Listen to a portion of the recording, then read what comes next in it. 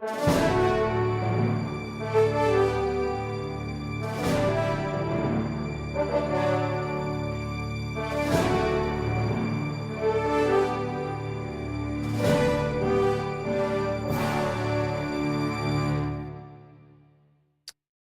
afternoon. Welcome to the September 16th, 2025, 1:30 p.m. City Council meeting. At this time, we will stand for the pledge and prayer. I pledge allegiance to the flag of the United States of America and to the republic for which it stands, one nation, under God, indivisible, with liberty and justice for all. Let us pray. Dear Heavenly Father God, we come to you today, Father, praising your name, Father, thanking you for your great blessings. God, I come to you today with a thankful heart, seeing your word come to life. Father, you told us in your word that you actively use every circumstance in our lives, both good and bad, to achieve your perfect divine plan, a plan for a good and abundant life and good spiritual growth for your children. Glory to you, Father. Father, we know you gave mankind the authority to bind and loose in lives. Father, I right now cast out the spirit of division, hate, and fear across this earth, and I call upon your name to bring your spirit of good, of love, joy, and peace into all hearts across this earth. In Jesus' name and by his blood. In Jesus' name, I cast out the spirit of distraction and ask for your spirit of presence into every life. Father, let us lay down our phones and be present with the people in our lives. Let humility and love for one another reign in our lives. Father, send your truth into the hearts and bless this earth with your mighty presence. I praise you, Father. I thank you, Father, and I love you, Father. In Jesus' mighty name, amen. Amen. And this time we'll have any questions or comments from citizens, if there is any. And I see none, so we will move on to a proclamation declaring September as National Preparedness Month.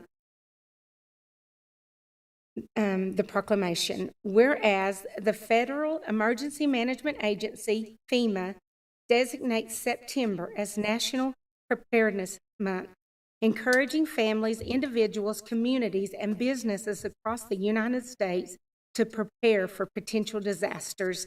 And whereas the city of Borger and the Texas Panhandle are uniquely exposed to a variety of natural and man-caused hazards, including tornadoes, flooding, severe storms, and especially wildfires, which have had significant recent impacts on our community. And whereas Borger has taken proactive steps to mitigate these risks through wildfire detection initiatives, prescribed burning partnerships, and other community resilient measures that exemplify our commitment to preparedness. And whereas the goal of this national-wide campaign is to inspire residents to take proactive steps that protect their safety and well-being before disaster occurs. And whereas preparedness and awareness are essential in reducing personal injury, preventing the loss of life, and ensuring quicker recovery in the aftermath of disasters such as wildfires, tornadoes, floods, and severe storms. And whereas the 2025 campaign theme, Preparedness Starts at Home, calls upon all residents to, number one, build an emergency supply kit. Number two, make a family emergency plan. And number three, stay informed about potential threats. And four, get involved in community preparedness efforts. And whereas the city of Borger values resilience and community safety and recognizes the importance of promoting preparedness as a shared responsibility. Now, therefore, I, Karen Felker, Mayor of the City of Borger, Texas, on behalf of the City Council and the residents of our great city, do hereby proclaim September 2025 as National Preparedness Month in the City of Borger, and we encourage all residents to take the necessary steps to prepare themselves, their families, and their communities for disaster situations. In witness thereof, Karen Felker, Mayor of the City of Borger, Texas, do hereby set my hand and cause the seal of the City of Borger to be affixed this 6th day of May in the year of our Lord, 2025. And at this time, we will move on to the city manager's monthly report. So we'll start with our financial kind of review. We're down to just 1 month left in the fiscal year. Of course, that should be pretty clear since we've been doing all the budget and tax rate stuff. I will say that when you look at the financial reports, you kind of need to pay attention to the encumbrance column. We've been a little slow in getting credit cards posted and fixing some issues that came over with the financial transition to Encode 10. So bank reconciliation, I talked about this in the email a little bit behind. We're a little bit behind. The financials are still mostly accurate because we've been entering those POs for all the charges to make sure that they're encumbered so that we see them. Although most of those are probably already expenses. So I just kind of want to, make sure you're aware that there's probably a little bit of flexibility with their, those aren't 100% accurate, but they're close. So we're caught up through July now. So we're only a month and a half behind. So their finance is making good progress on that. We're still trending revenue over expenditures in general fund. So we are still tracking to end the budget with a positive balance, pretty close to, I think, what we've been projecting with, we've talked about lately after the last little bit of budget adjustments. There'll be an ordinance coming starting our next month to make the final year-end budget adjustments. They should be fairly minor and should be centered on the other funds, the odd funds that aren't the main operating funds. You also see in water sewer, we're still back, tracking good with revenue over expenditures. Revenue's above our 5-year average, expenditures right at our 5-year average, so we're tracking pretty well there. Sales tax, and you'll see that we've kind of been talking about that. We still don't have our last month's payment. We're under just a little bit from what we budgeted, looking like we're going to be about 1% under. We could still have a big month, but there again, because we have seen some of the contractors come in getting ready for the turnaround starting in August, so that might be reflected. We'll just have to see. Of course, 1% is a pretty minor fall, so still overall pretty good. It's still above our 5-year average, so we're still trending well on sales tax. A hotel occupancy tax is above our budgeted amount and above the 5-year average just a little bit, and of course we expect that to continue strong into the first of next fiscal year with the projects going on. Other projects, there aren't a whole lot of projects going on now. We did finish our street maintenance program for the fiscal year this last week or 2 weeks ago. So the microsurfacing that happened was the last. So we did started with chip seal. Actually, we started with some warranty work on Main Street between 7th and 10th, and 3rd to Wilson was the warranty work from last year's chip seal. But then we did have this year's chip seal go in. So you've seen those streets. That was Industrial Boulevard, a lot of the residential streets out in Buena Vista, Moody, some areas over in there. So that went pretty smooth and pretty easy. And then the microsurfacing was the last step of that. So we're kind of testing that out. There are 3 different kind of stretches of that. So of course, Roosevelt, the overlay on Roosevelt was the best street. And the best way to keep a good street good is to treat it and seal it quick. So that got 1 coat of microsurfacing because it was still in pretty good shape, but you could see the cracks starting to form and the asphalt starting to dry out. So the microsealing will add some more liquid, make the asphalt pliable to where it can still be resilient, and then add the new wear surface on top of that. Then on West Wilson, from where the state maintenance ends to Main Street, that's that section that we've kind of had some problem with being really oily. After we did a bunch of chip sealing, so the concrete that's in the micro sealing should help bond with that, so that should prevent that problem. And then from Maine to Florida, we chip sealed and then went the micro sealing on top of the chip seal. And so that's technically what they call a cape seal. So you get the asphalt and the chip down to repair the road, and then you put the microsurfacing on to give a final product. So we're testing that out. We're hoping that it holds up and works pretty good, because the microsurfacing does give a finish that's more akin to fresh pavement versus the chip, and it's a little more cost effective. So this year we chip sealed at $3.19 per cubic yard. Microsurfacing is about $5 a cubic yard, but to mill and overlay, to actually mill up the old pavement and to put down fresh hot mix, is about $19 a cubic yard. So we're gonna, hopefully, if that holds up, we can start doing some more of that on the higher traffic areas to get a little better wear surface as we go forward. But they've started striping. They're working on that this week. So it did have to, yeah. It does take, you do have to cure it. If you put the striping down too quick, it's not cured and it just sucks up the paint, and you don't get anything done. So they have started on Wilson and South Main Street, and they'll get over to Roosevelt. Other projects, of course, still waiting on the screw to come in for the wastewater plant. That'll be hopefully in the next probably 2 months. I think we're hoping to maybe get that started by November. And we have executed the final contract for the well 13 replacement. So that's just a matter of getting that scheduled now. So we should see that hopefully maybe by the end of the year, depending on Hydro Resources schedule. And of course, we are starting to also get into that time period where weather might impact some of those. Other than that, for the most part, all of our other projects are wrapping up. It should be a little more calm year coming forward after a couple of years of catching up and having lots of projects going on. So I'm not going to say I'm upset about that. Be nice to catch up a little bit.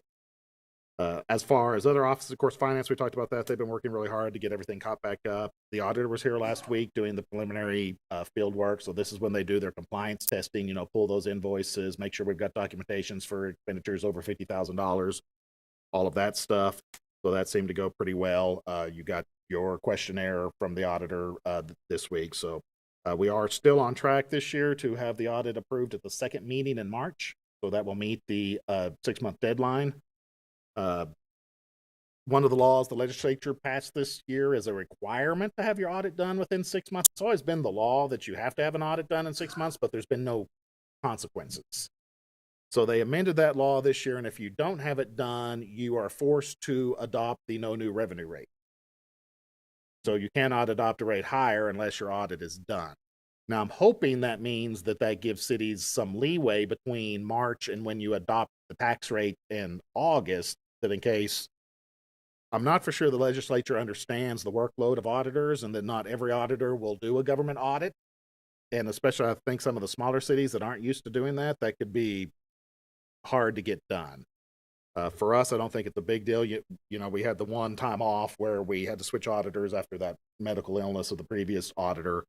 But luckily this year, I don't expect any delays that would cause any issues with the audit. But I did kind of just want to point that out.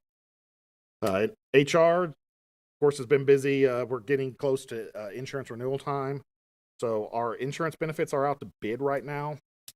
So after I kind of thought we were going to get a good renewal, the renewals apparently, based on our distribution, like male, female, and age distribution, they came back with a 20% increase. So then they started talking about, well, we could get that down if we changed deductibles or changed total out-of-pockets and co-pays.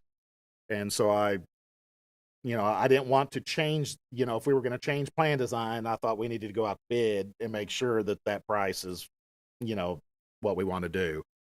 Our coverage is pretty good. We're at a 0.88 loss ratio right now, meaning for every dollar we paid in, they've only paid out 88 cents. So it's like any other insurance. They use all that number to try to predict your possible exposure, which I think is driving some of the cost, but we do have those out to bid. So there is a 9% increase in the budget. So we will see what the bids come back, and McGriff, our broker, has been working pretty good with that. So we can absorb some, because keep in mind that the budget still for the most part accounts for about a 99% staffing level. for the whole year, so we're not full staffed all year long. So I mean, I think as long as we're in 13 or 14%, it shouldn't impact the budget a whole lot. If it's more than that, we're gonna tighten down and be mindful of expenditures. I'm confident we can get it down within what, you know, normally companies can be more aggressive in their quotes when they're up to bid, and so they're going to want to keep the business. So I'm hoping that will drive down they offered 20, their initial was 20, we countered at 14, they countered at 19. And so we went out to bid, so we're hoping that we can get maybe How many other? I don't know yet. So we like where it will change. I don't know. They make it back. Well, and we're also bidding, like, so right now, all of our supplemental, like hospital indemnity and accident and long-term disability are with another company. If we bundle those, they normally give you some discount. So we could be looking at moving those over to maybe, I think the goal is to maybe get UHC to bid at maybe 15%, then bundle those other and get 2 or 3%, which gets us down to about 12%. Which could be absorbed in the budget pretty easily.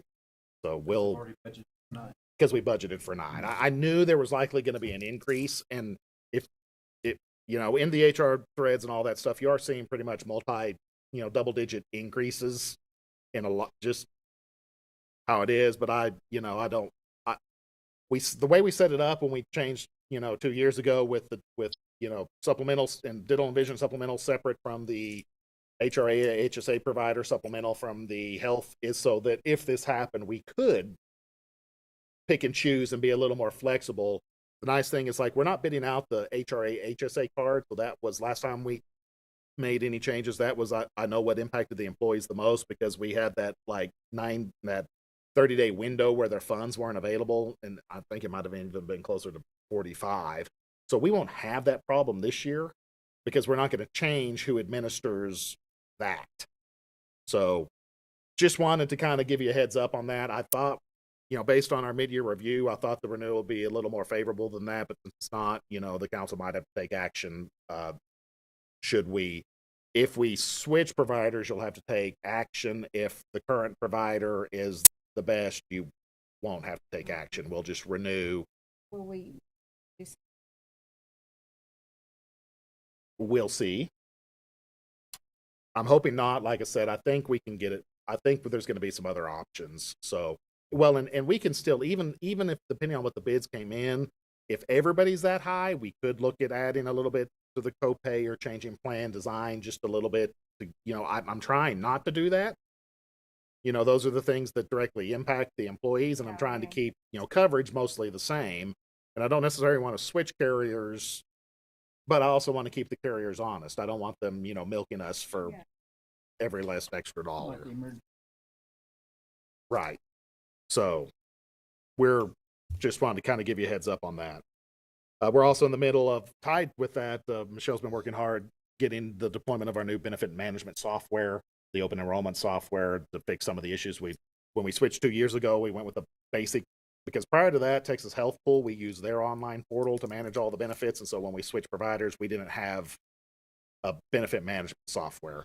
So we got the basic entry-level one. We knew it was probably kind of limited features and that we would look at it after a couple years.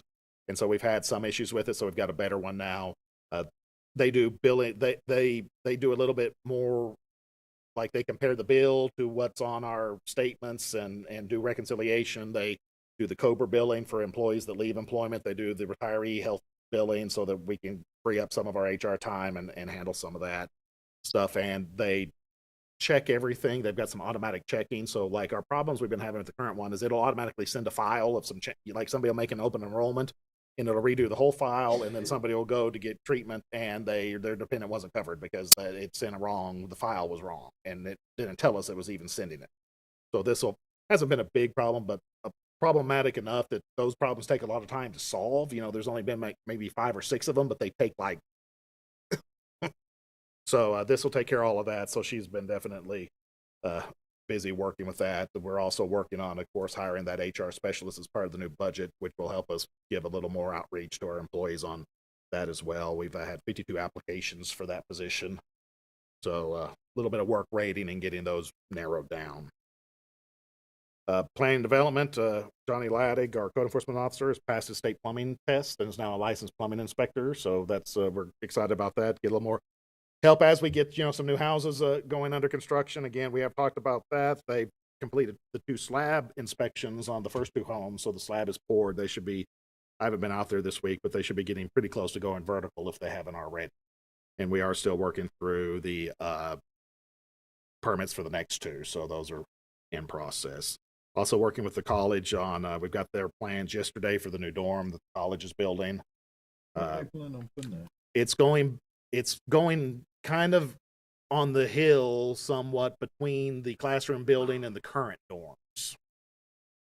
So from what I understand, That area, right? Okay. right. So it'll kind of share the parking lot with the old dorms, because I'm sure that at some point the plan will be to do something with the other dorms, because they're not. I think, there's a reason they're building a new dorm. We'll just no, it's actually in between the classroom and the current dorms.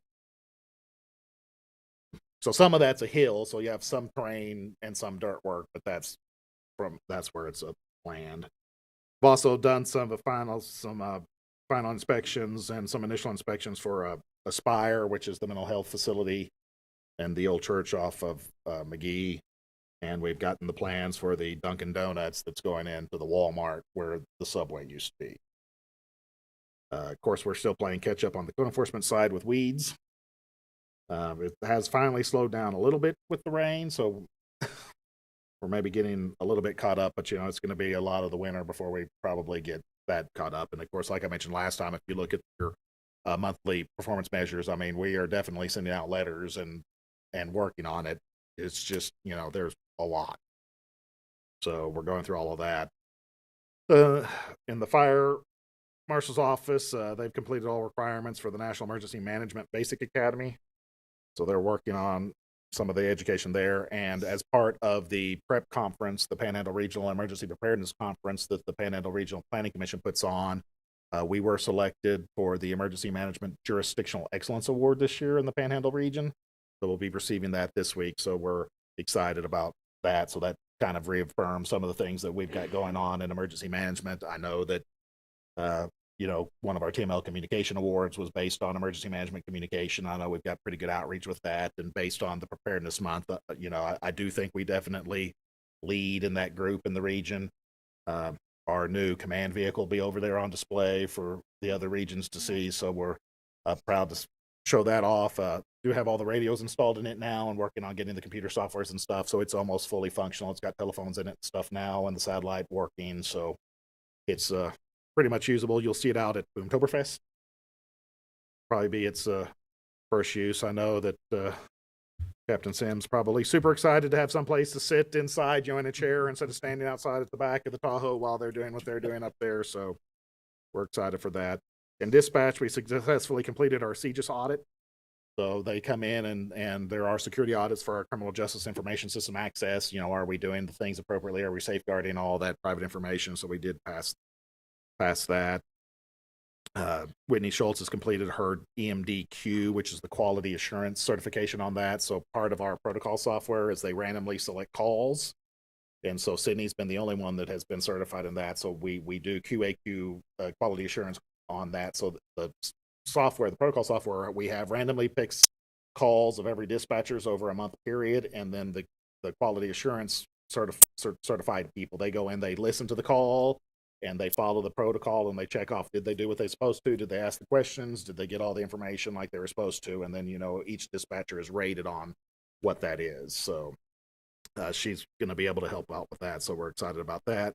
And it's kind of good just to remind you, we do have those processes in place to make sure that the service we're providing follows those standards and is high quality.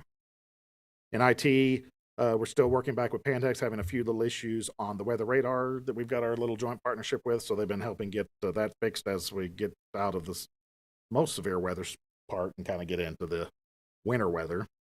We've also been going around installing new cameras. So, we I think talked about that in the budget, that part of last year's budget, we bought cameras to replace some that are on the do not use or barred vendor list from some of the Chinese implemented legislation that the state did. So we've got the court already switched over. They're working at the youth center, and then they'll also hit the police department and the city hall with some of those in the coming weeks. They have been also working, like we talked about, installing all the equipment on the new command vehicle. And then they also did a lot of work. I don't know if any of y'all got one of the emails from a compromised county email address, and we had one email address kind of compromised. So we got that isolated pretty quick. Didn't have any negative impact from it, but I was a little surprised when I got an email from the county emergency management coordinator asking for me to approve an expenditure, and I was like, I don't know why you need me to approve that. Of course, I knew it was bad. Borger's the leader. Well, never mind. I was going to say something that might not be appropriate, so I'll leave it. And of course, emergency management is also, we had several trainings at the Dome during the last month. I know some of the council were at those. We had the G200, the elected and appointed officials training. Then we had dealing with volunteers and donations management training. So we had some pretty good turnouts and got some good ideas coming back from that. And also working through some new policies and some outreach goals as we learn from coordinating with our volunteer organizations. Fire department, of course, they had their annual drill. Well, I'll say of course, not that you knew that it was there, but they did have their annual drill with Blackhawk out at the complex. They've been teaching CPR classes again as well. And they did go attend and make an appearance at the St. John's Summer Celebration out at Huber Park when they did that. And of course, both the police department and a lot of our departments were involved in the homecoming parade. They also taught fire extinguisher training to the 60 culinary students in Borger ISD. I kind of joked. I was like, were they afraid? Did they question their culinary abilities? Or, of course, they made a good point. Is that, and I doubt a whole lot of people know, but there's normally a silver fire extinguisher in a commercial kitchen, which is a Type K fire extinguisher, and a lot of those students didn't know the difference between an ABC, and most people, probably some of you, haven't even ever seen a K fire extinguisher, but a K is for a grease fire. So, Chief, what about those blankets? Those work? Because I have one. I'll just Keep you warm. They're pretty cool. I mean, just put it over the fire. It depends. I was just wondering if they were, It depends on the use. I mean, keep in mind, if it's a pot full of grease and you put it down too hard and it throws the grease everywhere, you might have done more damage than good. If you knock the pot off the stove while you're trying to use it on a stove, that could create. Oh, yeah.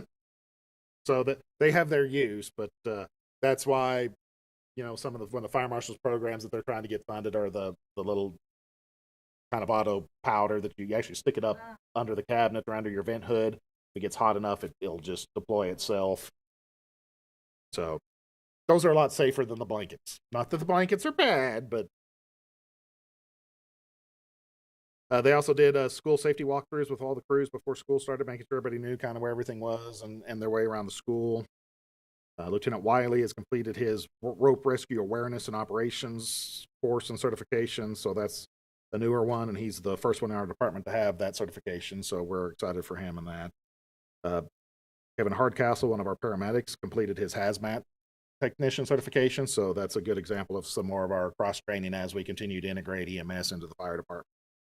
And Tyler Miller has completed his 4 years of service, which allowed him to obtain his intermediate structural suppression certificate. So lots of good training and continued development. Fire. Archie and Kobe, part of our mitigation team, they were both down at the TIFMAS Symposium. We also do have an engine deployed down to Abilene area right now for some fire preparedness down there. And then we're getting ready to burn the limb pile again. So the PCQ was out this week to do that. So we'll get some of that squared away. Public Works, we already kind of talked about the micro sealing, and of course they are striping. So it's going to take a little bit to stripe all that. We saved all the striping up to the very end of the program, so we've got lots of striping to do to keep them busy probably most of this week. Of course, solid waste also help. That's streets, parks, and solid waste help support the homecoming parade and the United Way cook-off. So always like when they can support our community events. And they went through some of the TDM trainings. We also do have handrails on order for the new steps we're putting in right there by the hair salon on 10th Street that we've kind of talked about so we've gotten final sign off from TxDOT. So I think it's been a while since I talked to the council about that, but we didn't want to do anything until after we got the ADA inspection and the TxDOT sign off. So we're finally past all that. So we're going to go in and get that last little bit cleaned up. We also have a project, Parks have been working with Phillips 66. So their corporate has done a big tree project across all of their locations. So we've got about, I think 50 trees have been slated for the city of Borger. So we're going to be working with their vendor on that to put in some trees in throughout the parks. So we're excited for that. Appreciate that. Actually, I think a pretty good thing from Phillips for us on that, because, that has been one of the things we get a lot of feedback on and have been trying to, work on too, is I think keep in mind that, and people forget, trees do not live forever. And so I know that sometimes we talk about the big nice trees downtown, but some of these are getting close to their life expectancy. So we are trying to make sure that we stay a little bit ahead of that. So we got trees of different sizes. So that is coming. Also, Wayne Hurst and Jason Anderson have completed their training for their solid waste license renewals. So we're excited that they can keep dealing with trash. In the police department and animal services, Jared Harper has completed a few training this week, including urban wildlife. We do get, it's more than that. That's all the weird things that come in, from the outside that end up in the city environment. So there's definitely a little bit to deal with that. And, and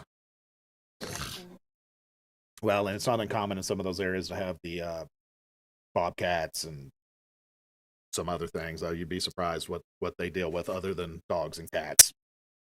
They also completed an interpersonal relations class, and then we are also getting ready. We just implemented a flea and tick on intake for adoptable animals, so we're going to make sure that they've got their flea and tick treatments to try to address some of that. We had pretty good luck with the distemper vaccinations that they started doing, when we started having an outbreak of that. So the police department, of course, they've been busy with all the parades, and we even sent our motorcycles up to the Stinnett parade or the Britches 2 parades. So it's parade season, so it's always good. Also, just in time for the parades, we did finally get our markings in for the new SRO cars. So if you've noticed that, we've done a more school-spirited version of our markings. So they're red, and they've got the school logo on the hood. So I think they look pretty good, and the school's excited about it. And there again, as you try to do things like that to reach out to the school and to the school kids, and you're wanting those SROs to be visible so that that parents. And so I think between, what the city's invested in the SRO program and what the school has invested in the SRO program, school safety is definitely, I think, a priority in this. We know carried on that it's important for them kids to associate with them or to get, familiar with their. Well, and we are with the, BISD is one of the few districts that has a sworn police officer in all the campuses. A lot of those school districts have been a little cheaper and are going with the armed security guard route or the school marshals.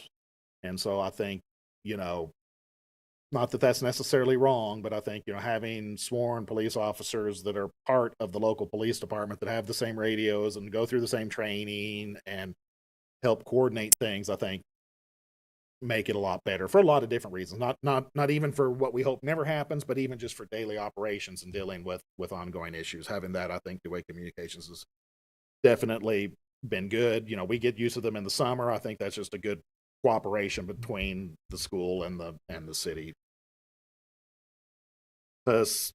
Also sent several officers to the first annual Texas, or chief might not want it to be annual, but I think it's supposed to be annual, but the Texas Panhandle Officers Association had a conference in Amarillo, so a regional training conference, and so that's been a lot of work putting that on, but we got some officers through there, and actually Scott Gordon, our kind of reserve officer, SWAT medic, actually taught a course over on that, so getting some exposure there. Secretary in court, city secretary in court, of course, it's mostly been kind of normal work now that we're past all the election, but they have been supporting, Stella's been getting ready for the alcohol option petition that's out circulating, making sure that we're prepped for that when we get ready to, if any further action is needed on that. So Keep in mind that if they get the number of signatures required, the election has to be called 72, 70. I don't know why I can't remember if it's 72 or 78. 72. I always say 72 and then I debate with myself, so I don't know what 78 or Market April. You have to call it 72 days in advance. That's already passed for the November date, so any election we do for that will be in May. So we can't call an election with that for less than that. So likely, if we get the signatures, we'll probably call it at the same time we call the general election in February. So just kind of a heads up, but you'll get more heads up after we verify signatures and things like that. Dome Civic Center, of course, Nicole and Mackenzie went through a lot of the TDM training too, as they're, the Dome, as everybody knows from the fires, turned out to be a pretty good donation site. Good place to run some volunteers through. So they're working on making sure that they're educated and able to, support that in a little better way. Mackenzie completed her intro to events management training. And Nicole is just, did you finish it today? Thursday, or 2025 supporting Main Street class. So she's learning through that. We also have been working, I've been working with Nicole. We've gone through the first draft of our downtown support grant through the tiers. So we're going back and forth through that. Hopefully, hope to have that maybe to the tiers board sometime in October, probably November, just with the events and everything. I think it's going to be a little rushed to get it in October. We are working through that, and then we'll be able to have some tiers fund going in to support downtown businesses and buildings. So we're excited about that coming up. Do we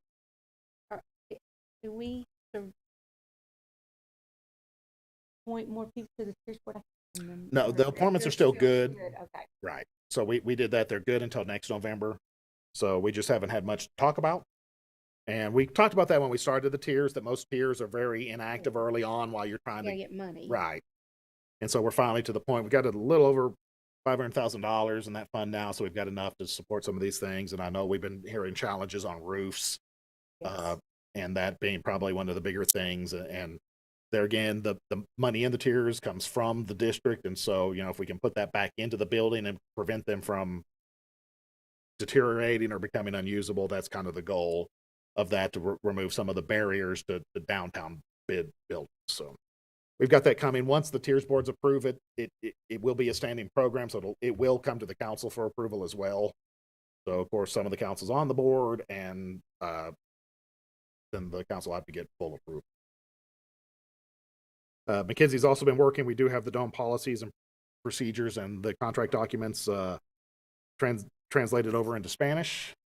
And we've got Sarah is proofing those to make sure Mackenzie's use of technology didn't create anything weird, but we are hoping to kind of take out the last little hurdle to, I didn't know I couldn't do that. So they've also, Nicole and Deidre met with Finding Eden, which is a local business that they're trying to help out and maybe find a place to get, providing those assistance. Also supported the United Way Cook-Off. They were judges. So are you tired of brisket now?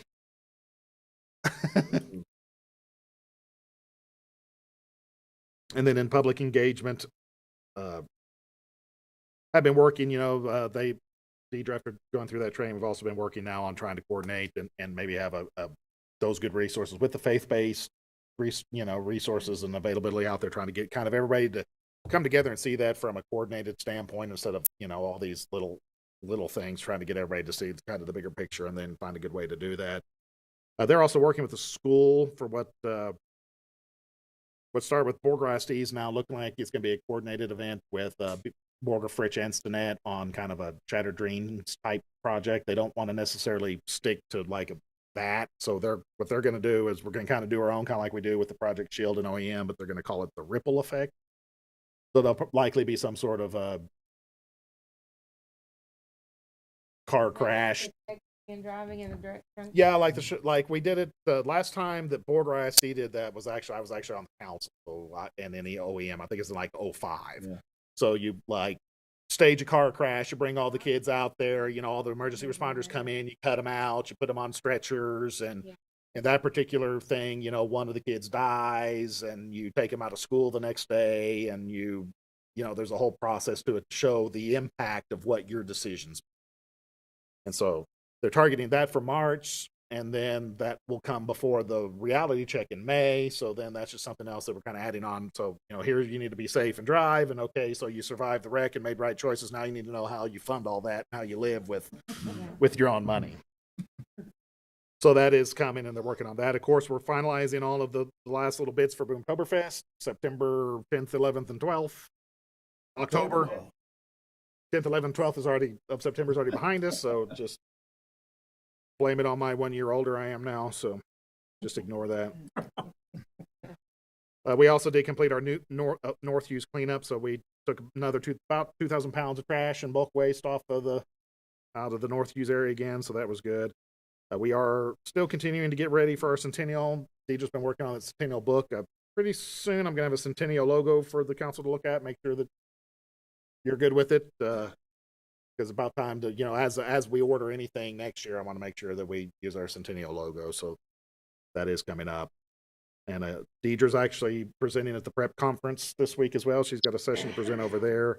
And we have earned our music friendly designation. So that presentation will be at the next council meeting, be virtual. They're going to Zoom in. And so we are now with the governor's office, one of, I don't remember how many, it's not very many, but we are a Triple Crown award winner now with the music friendly, tourism friendly, and film friendly. So definitely know our name in the governor's office as we embrace their initiatives as well. So that's what I have for the month. Any questions? Anything else? Happy birthday, Mom. Celebrate Garrett Day. Yeah. Don't have birthdays anymore. Okay, so we'll move on to the consent agenda, 7, 8, 9, 10, and 11. If anyone has any questions on any of them or any discussion, and if not, then I'll entertain a motion. I move to approve consent agenda 7 through 11. Second. And Third. all in favor? And they pass. And item 12, consider and take appropriate action on the second amendment to the solid waste agreement between the city of Borger and the city of Pampa. Mr. Spradlin. So, since we built the transfer station in 1992, we've been hauling most of our trash to the landfill in Pampa. As part of that, we've had over the years this agreement in place. So it was last modified in 2016, which allowed a 50-cent increase each year. Of course, in the last 10 years, 50 cents isn't what 50 cents used to be. And so they've asked to modify this. The changes are very similar to what we did with the industry to get their water rates up to par. And so if you remember, well, I'm not sure how many of you are on the council at the time, but we did a multi-year to get them at a set rate below the retail rate. And so that's pretty much what this does, is it's going to $1 a year now instead of 50 cents until our rate is $1 below their retail rate. So we'll still get $1 discount. Now I will say in that same time period, those like the solid waste compactors, like we're talking about those big bulldozers they use to compact trash in landfills, those have gone from about $450,000 to over $1 million a piece. To open a new sale, the way that you have to line them and meet all the TCEQ, that's almost $2.5 million now. I mean, there is lots of cost involved with operating a landfill, and Pampa's taking that on, and all we do is pay our monthly disposal based on tonnage. So I think it's fair. If we don't agree to this and they charge us the market rate, or we either then haul everything to Amarillo, which we still do sometimes, when we can't get into Pampa. That's the nice thing about having the transfer station is we have flexibility in where we go, but a trip to Pampa round trip's an hour and a half, a trip to Amarillo round trip's 3 hours. Because, the landfill's way out there on the east side of Amarillo. So this is pretty good. The cost of this is built into the rates that we pass as part of the 26 budget. That's why, we spread it out a little differently. We did the 50-cent increase on the residential rates, and then we did $1.50 on the scale rate. So that's generally where like your roofers come in when they do roofs, and so that passes on a little more to the commercial people that are in business, and then allows us to absorb a little less on the residential side. So it's factored in there. Like I said, I think it's in reality, Pampa operates that regional landfill for our benefit as well. So I think it's fair, and they are giving us a discount. You know, they could very well just make us pay what everybody else pays, but they need some of our revenue to offset it. So Shane and I talked about this, and I knew it was coming well in advance of the budget, which is why it was kind of factored in. They just got it approved with their budget, which is why the contract's a little later. But I'll entertain any questions. There's no questions, and I'll entertain a motion. I move to approve the second amendment to the solid waste agreement between the city of Borger and the city of Pampa. All in favor? And it passes. And item 13, consider and take appropriate action to authorize the city's participation in the opioid settlement with I would just say all of those. Okay. Refer to the agenda. Refer to the agenda. Authorizing the city manager to execute any document needed to effectuate the same. So, you know, we've done a couple of these now. So, you know, this goes back, you know, over the last couple of years, the state's been doing a lot of those class action lawsuits against the opioid manufacturers for some of the opioid abuse. This is just some more. All they've reached settlement agreements with all of those, and so this will allow some more additional funding to come into the opioid fund that we can then use for grants for specific items. You know, I did have someone question me about that, you know, that money. I don't know if it's been spent. I can't. It has not. You know, Yeah. But, like, is that something like a apartment building that is they're maybe going to open up for that type for drug recovery or something? Is that something that that money can be used for, or not? I don't know. One of the areas is what they call a warm hand. Yes, but it has to be tied to a recovery program. Okay. So it can assist with housing as part of what they call like a warm hand program to make sure that they're staying in recovery and things like that. So Rico, that's helping, that Councilman Lawrence knows, and is helping with the drug court. He did come in to see me this week. I gave him the list, because the settlement terms that everybody reached to provides what are acceptable options, and so I did give him those. You know, he asked what I thought. It's because like the main categories, one is like Narcan, so it'll buy Narcan. I don't really want to use it for Narcan. I think that's Narcan has a shelf life. We're required to carry it on the ambulances anyway. A lot of bigger places are putting it in police cars, using the money to put it in police cars. There are free resources to do that, and we don't have a need for it that much. I think we'd be buying Narcan and it would go out of date and we'd be throwing it away. And in our community, luckily, a police car is not getting there very much sooner than the ambulance gets there. So if they need Narcan, the ambulance can administer it. Now, yes, in a big urban city where the ambulances could be 15, 20 minutes out, that might make sense. For us, it doesn't. It'll also pay for drug-assisted rehab. So we don't have any of those programs that are medication-assisted in-facility treatments. The warm hand stuff, which that's all the coordination to get them into rehab and to keep them into rehab. So that can be housing, transportation. One thing that Rico and I talked about is maybe we buy a vehicle for the drug court to use, you know, so that can be a hard thing. I've heard feedback multiple times from drug court participants that transportation could be something that's really lacking. So right now the volunteers are using their own cars, and sometimes they're going as far as Wichita Falls or some of that stuff. They get reimbursed for fuel, but that not wear and tear on the car. So we've got about $50,000 in there. Like a little Equinox, like what we have for our pool cars, those are still about $29,000. We could buy one of those, reimburse the city for the insurance cost on it. You know, use fuel. We could pay for that to be the fuel. So that might be a little easier to get a volunteer to drive somebody if they don't have to use their car and it's free. So that was an idea I threw out. We did talk about the housing assistance. If somebody needs rent assistance on depending on what it is, they just have to you have to have some sort of assurance that they're in a recovery program. And so what I've generally been telling too is anything that we do, the council will have to approve, which is why I think it needs to be some sort of one-time expense that can be used multiple times, or some sort of program that has performance measures that can be reported back. So, you know, normally I've been telling people if you get some of this money, the council's going to want to know that it's doing good and want to keep renewing the program. The nice thing with like a vehicle is that's something we've got the money right now. You buy it once. I mean, that vehicle could last for 10 years. Yeah. I think that we don't have a steady stream of unlimited money coming out of this. So I generally don't want to support salaries or things like that. Because, okay, we do 1 year salary, then next year it's gone. Yeah. So I think there are other ways to do that. So those were some of the things that we did talk about. So You said that the county has something similar.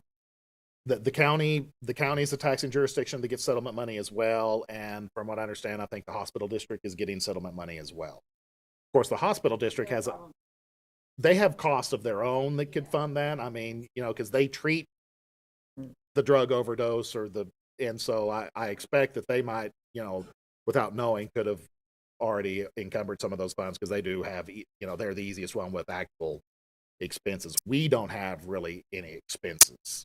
So, but I did give, Rico has the settlement, the authorized project types, and he was going to take it up to the drug court and they were going to I start. know Mosley made that drug court graduation the other day. He'd made mention about it. Yeah. So I would expect as we talk through that, there might be some sort of project coming, to line with those funds. I don't think we're ever going to get more than about $110,000 total. So we get a little bit of it up front and then you get a little bit each year. I think this year was like $4,000 in supplemental payment. Yeah, it's not a lot. Yeah. As far as I know, I have not heard of any more coming after this. Between all that we've approved, there can't be that many more drug manufacturers and distributors because I think this brings the total settlement up 22 or something like that. So There's no other discussion, then I'll entertain a motion. Go ahead. I move to authorize the city manager to execute the combined participation and release form for the National Opioid Secondary Manufacturer Settlement on behalf of the city of Borger. All in favor? And it passes. Item 14, consider and take appropriate action to adjourn. I'm a second. Okay. All in favor? And and Pete, are you in favor of adjourning? Okay. Well, I'll call you out. Okay, we're adjourned. Thank y'all